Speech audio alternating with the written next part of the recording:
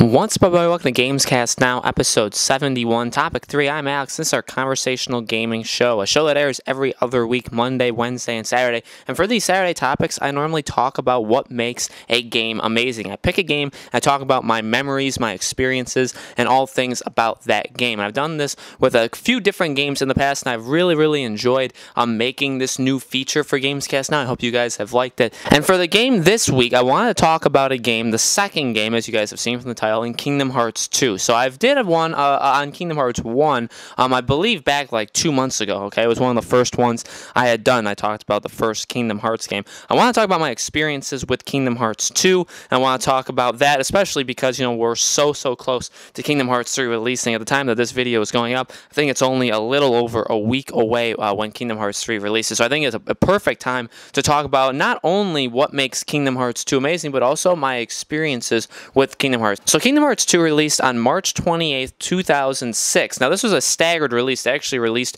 in Japan back before Christmas, been December 22nd of 2005. So this game had a staggered release, and not only did it come out in North America, but it came out in other territories actually later than that. It didn't actually come out in Europe until September. So, you know, this game had a really staggered release, and I remember so clearly me getting this game. Now, what I don't remember, however, is if I had seen and or played this game before I had physically owned it. And I want to say I did. I want to say that, like my good friend Nick, I feel like he had this game, and I played it once or twice with him. I'm almost positive that did happen. But I do remember on my birthday, which is June 28th, so it's a couple months after this game released, it was obviously my birthday, and so you get gifts for your birthday. And I was 10 years old. I turned 10 years old that year, that birthday. And I remember my mom was sitting at a kitchen table, and she was giving me the, you know, whatever I was getting that year. And I went through whatever, and I got whatever I got. And I remember that I was thankful for the gifts that I got. Like I said, thank you, and I was, you know, I was happy with what I had gotten. I thought it was a good birthday, you know, if I had to rank it and all that stuff. But, you know, I was missing something, okay, because I asked for Kingdom Hearts 2, and that was the only thing I didn't get. And I remember, you know, I was about to walk away from the table. I believe this was the first year I actually lived in the house, too, that birthday was being taken place in, the second house that I lived in. And my mom had reached under her chair. I don't even know where she had put this, that I didn't see it this entire time. And she pulled out Kingdom Hearts 2. And that was the last gift, and they did it as a surprise, because they knew that it was the game that it was the thing that I had most wanted, okay?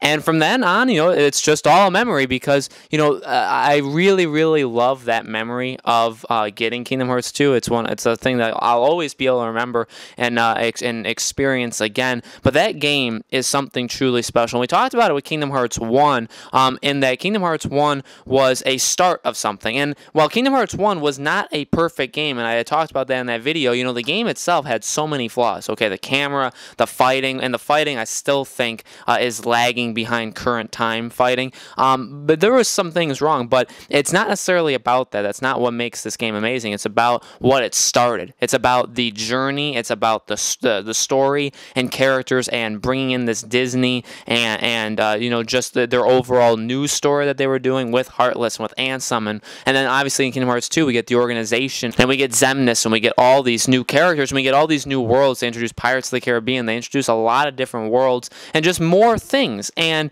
you know, that is what makes it special, and what it's become, how it's literally a movement at this point. And that, you know, with Kingdom Hearts 3 just a little while away, we see how big Kingdom Hearts has become, okay? And this was still, at the time, you know, this was a huge thing. This game got reviewed very well. But, you know, this sparked everything. You know, we had Chain of Memories, we had 358/2, we had Dream Drop Distance, we had all these games, and, you know, this was, again, the second one, but it built so much on the first one. And not just that, but in between the first and second one, the stories that they had left out, or that they maybe didn't even think of until they then started to fill in the gaps, and the explanations, and the fact that everything that seemed to happen in Kingdom Hearts 2, whether or not it would get explained later on in a different game that either happened after Kingdom Hearts 2 or before Kingdom Hearts 2 or before Kingdom Hearts 1 or whatever, everything was like planned, and that is truly amazing, okay? And again, the story and characters and all that stuff, and the fact that Kingdom Hearts 2 was actually vastly improved. Now, I remember when I first played Kingdom Hearts 2, the fact that you start as Roxas, and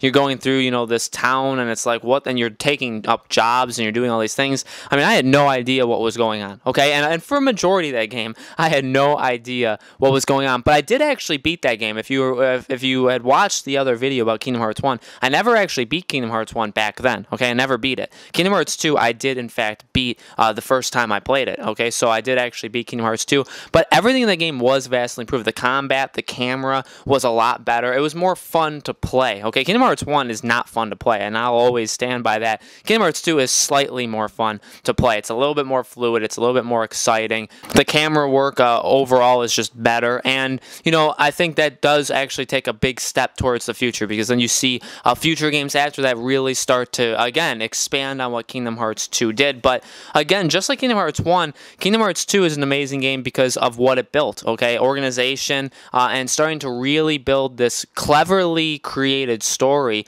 that's simplistic in terms of like light versus dark and those kind of things, but everything around it is more complicated, more sophisticated, and there's more stuff going on. You know, the fact that they did all that on top of it, really doubling down on the Disney aspect of it and having these characters and introducing new characters and bringing them all into the fold, I mean, that is really, really special. And then also the fact that the game itself is just better than Kingdom Hearts 1 in terms of how it feels.